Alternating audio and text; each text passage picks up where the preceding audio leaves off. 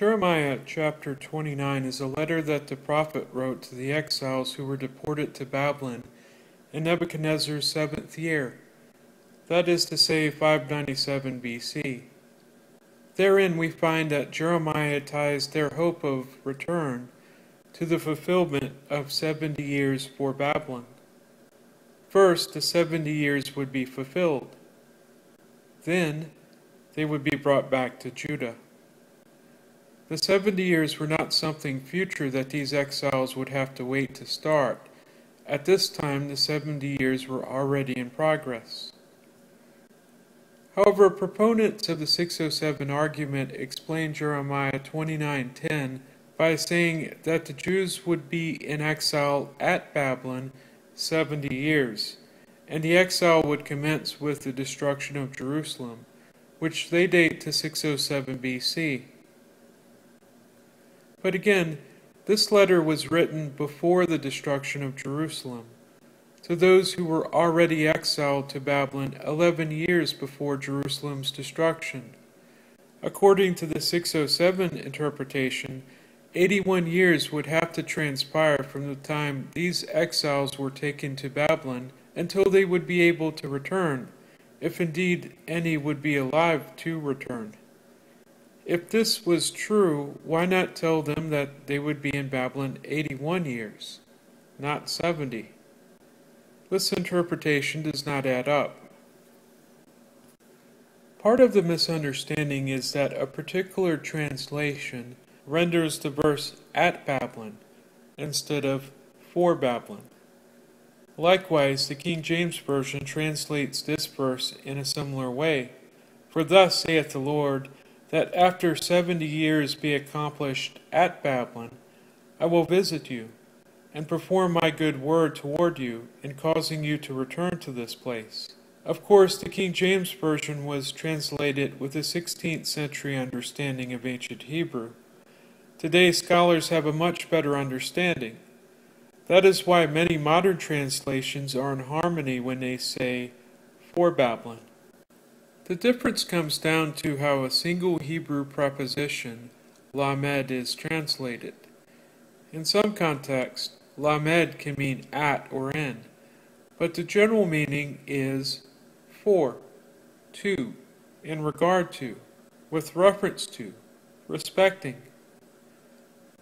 Thus, the verse does not mean the location of Babylon, as if it were the city itself, but rather the reference is about Babylon, the world power. Irrespective of a geographic location, there is nowhere to be at. Thus, this preposition is better rendered for, that is, 70 years for, to, in regard to, with reference to, respecting Babylon, the world power. But what does that mean, 70 years for Babylon?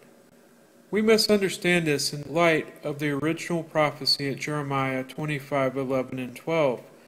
The nations would serve Babylon 70 years. At the end of the 70 years, Babylon would be punished. Therefore, the 70 years would be a time of Babylonian supremacy. The exiles aren't told how long they will be in Babylon, but they are told that when the 70 years for Babylonian power over the nations is accomplished, they would be free to return. To get the full flavor of any scriptural passage, it is always best practice to compare many translations and seek a consensus between them. This can guard against bias from any one particular source.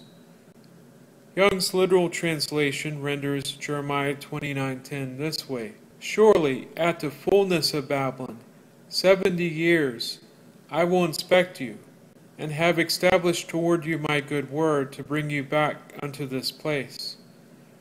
The New Jerusalem Bible renders it this way: For Yahweh says this, When the 70 years granted to Babylon are over, I shall intervene on your behalf to fulfill my favorable promise to you by bringing you back to this place. Professor Norman K. Gottwald, in his book All the Kingdoms of the Earth, aptly describes the meaning of this verse in this manner. Certainly, it must be stressed that the 70 years refer primarily to the time of Babylonian world dominion, and not to the time of the exile, as is often carelessly supposed. As an estimate of Babylon's domination of the ancient Near East, it is a remarkably accurate figure, for from the Battle of Carchemish, 605, to the fall of Babylon to Cyrus, 539, was 66 years. Jeremiah therefore builds the foundation for a proper understanding of the 70 years, because the prophecy was uttered by him.